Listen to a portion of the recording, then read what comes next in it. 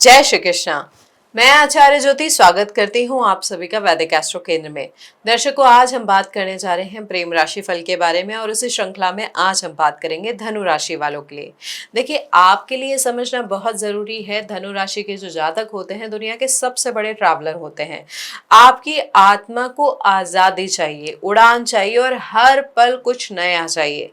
लेकिन प्रेम प्रेम ठहराव मांगता है, प्रेम जड़ें मांगता है और यही धनु राशि का संघर्ष शुरू होता है। देखिए, धनु राशि के जातक प्रेम में तो पड़ जाते हैं, लेकिन जैसे ही वो प्रेम रूटीन बनने लगता है, जैसे ही उसमें जिम्मेदारियां आने लगती है, धनु राशि के जातकों का मन खिड़की की तरफ देखने लगता है कि कहीं दूर किसी और मोड़ पर इससे भी बेहतर कुछ इंतजार कर रहा है। आप बेटर ऑप्शंस के चक्कर में उस इंसान को खो देते हैं जो आपके पास में खड़ा था। जून 2026 आपकी इस भागने की फितरत को रोकने वाला है। इस महीने यूनिवर्स आपसे कह रहा है कि खोजना बंद करो, एक्सप्लोर करना बंद करो। जो पास में है पहले उसे संभालो और उस व्यक्ति के साथ जीना शुरू करो। देखिए, ज्योतिषीय दृष्टिकोण से अगर हम समझे तो यहाँ पर ये जो महीना है जून का, बेसिकली एक रियलिटी चेक है, एक रियलिटी मिरर लेकर आ रहा है। आपके जो लग्नेश है गुरु उच्च के होके बैठे हैं, कर्क राशि में बैठे हैं, लेकिन कहाँ? अष्टम भाव में।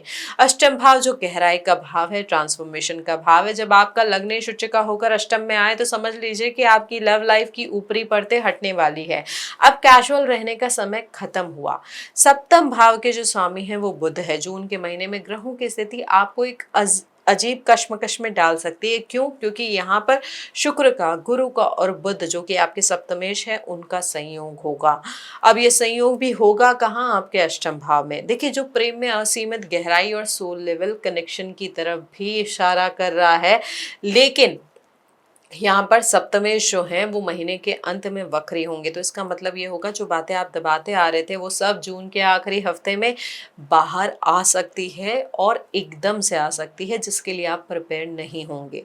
तो दर्शकों, यहाँ पर चीज़ों को समझ के आगे सही दिशा देना बहुत इंपॉर्टेंट होगा। अब अगर हम उन जातकों से शुरू करें जो सिंगल हैं, किसी रिलेशनशिप में इन्वॉल्व होना चाहते हैं, रिलेशनशिप में जाना चाहते हैं, तो उनकी बात अगर हम समझे तो देखिए, राहु आपके तीसरे भाव में है, कुंभ राशि में है। आपको सोशल मीडिया, डेटिंग ऐप्स और अजनबियों की तरफ बहुत तेजी से खींचेगी ये स्थिति।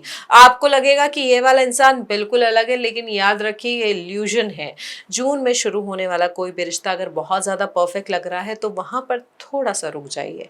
शुक्र और उच्च के गुरु की युति जो होगी, यहाँ पर ये भी ध्यान रखिए कि आपको किसी ऐसे इंसान से भी मिलवा सकती है जो शायद पहली नजर में आपको बोरिंग लगे, कंपैटिबिलिटी नहीं मैच हो। वह आपकी तरह एडवेंचरस नहीं होगा, शायद वो शांत होगा, लेकिन अष्टम भाव का गुरु कहता है कि वही इंसान आपके जीवन में वो स्थिरता लाएगा जिसकी आपको एक्चुअली में जरूरत है। इस महीने प्रेम किसी ट्रैवल के दौरान नहीं, बल्कि किसी गहरे भावनात्मक संकट या किसी फैमिली डिस्कशन के दौरान ऐसा व्यक्ति आपके करीब आ सकता है जो कि आगे जाके आपका लाइफ पार्टनर या आपका सोलमेट बने। अब कमिटेड और शादीशुदा लोगों की अगर हम बात करें तो यहाँ पर धनु राशि के बारे में एक और बात समझना जरूरी है कि रिश्ते में बोरियत होने पर ज्ञान देना शुरू कर देते हैं। आप पार्टनर को लेक्चर देने लगते हैं, फिलॉसफी बताने लगते हैं, लेकिन उसका हाथ नहीं थामते।